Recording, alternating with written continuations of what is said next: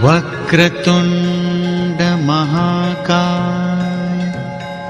सूर्यकोटि समप्रभ निर्विघ्नं कुरु मे देव सर्वकार्येषु सर्वदा।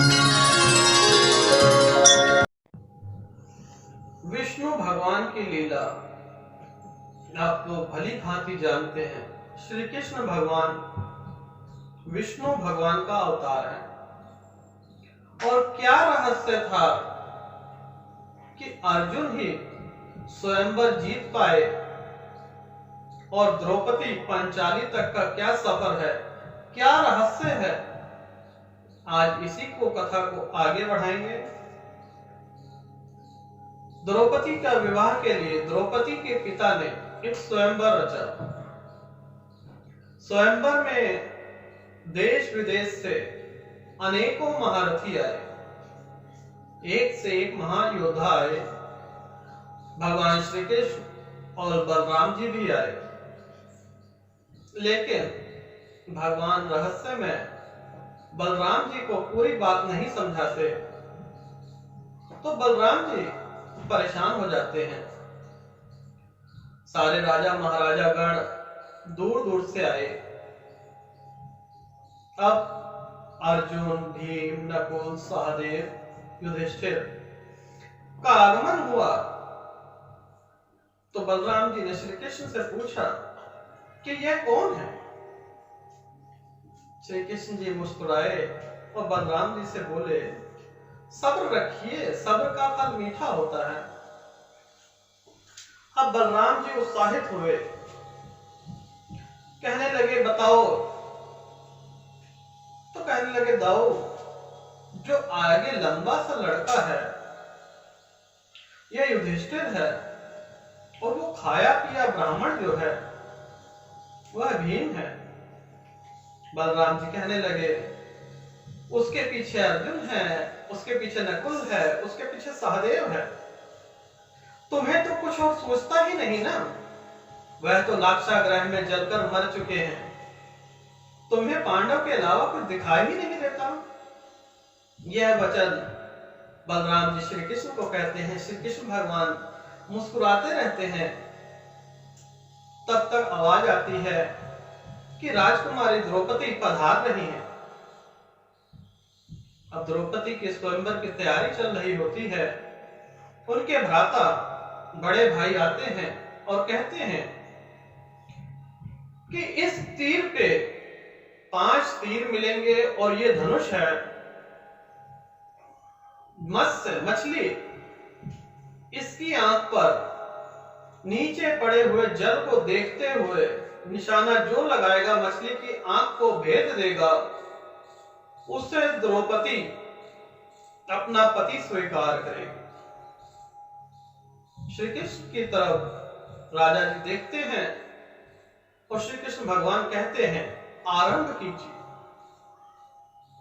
स्वयंवर आरंभ हुआ। सर्वप्रथम दुर्योधन आए, पूरा बल लगा दिया, लेकिन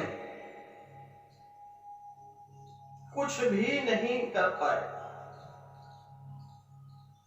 धनुष को हिला भी नहीं सके।